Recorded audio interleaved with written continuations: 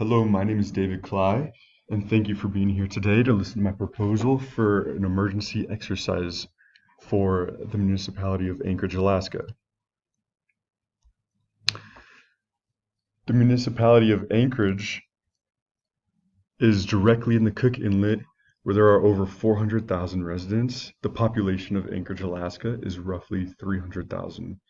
With about 730,000 residents in Alaska, this means that about 50% of the state's population lives next to the Cook Inlet.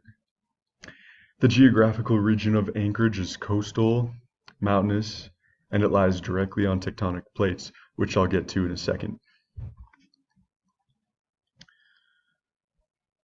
Alaska is pretty prone to earthquakes.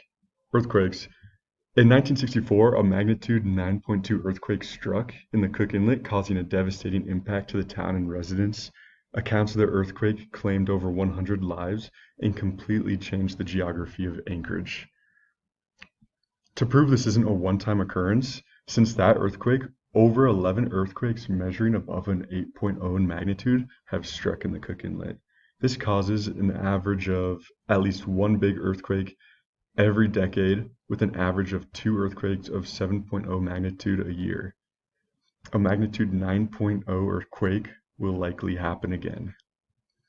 The reason for this is that it considers the location for Anchorage, Alaska. You can see on this picture here, Anchorage, Alaska lies directly on the Alaska-Aleutian megathrust between the North American plate and the Pacific plate. The importance of exercises, and what I will recommend is a tabletop exercise. Exercises in the emergency field are important to review because over time, the EOPs and scenarios will change. And for this exercise, I recommend a tabletop because it will enhance awareness with all parties involved, allow participants to validate procedures, rehearsal of plans, and instill a confidence in their responders. Other factors of this tabletop exercise include a low-stress atmosphere and an in-depth discussion. The objectives of this exercise are fairly simple, and they include responders discussing how they will fix unexpected issues, determine if local responders are ready to respond to an event like this, and analyze how responders would communicate if their primary communication methods were offline. Also, the purpose of this exercise could be used to assess how responders would transport if road access were inaccessible, and to determine how responders would act if a building were to collapse near their position, which is a fairly realistic scenario. The planning team for this exercise would involve the chiefs of the police and fire department because it is their people who will be responding.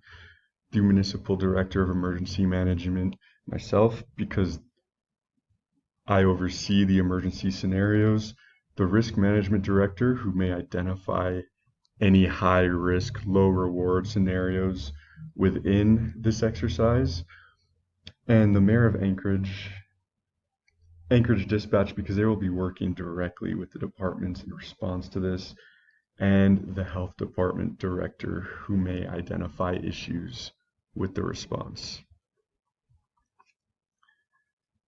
The audience of this exercise will include all participants who will likely be involved in the scenario. This will include Anchorage Police and Fire, Department of Emergency Management, the local hospitals, Department of Transportation, and the Health Department.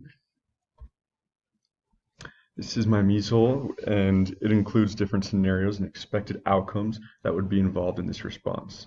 The first is a discussion that will identify how local resources would communicate with each other if their primary line of communication were down.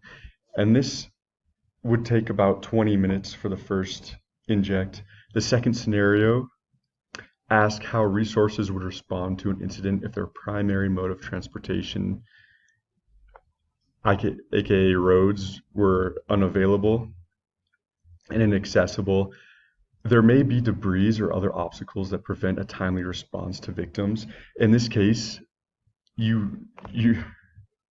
And in this case, there would be debris lining the city, so it'd be extremely difficult to get from one area to the next. The final discussion will involve resources discussing how they would mitigate the situation of a building collapse near them during a response, which is extremely likely in the event of an earthquake, especially in downtown Anchorage, where there's buildings that span 20 plus floors. Resources needed.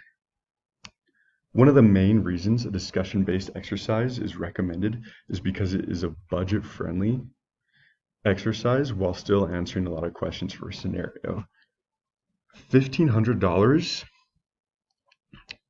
is the budget mostly for the facilitator.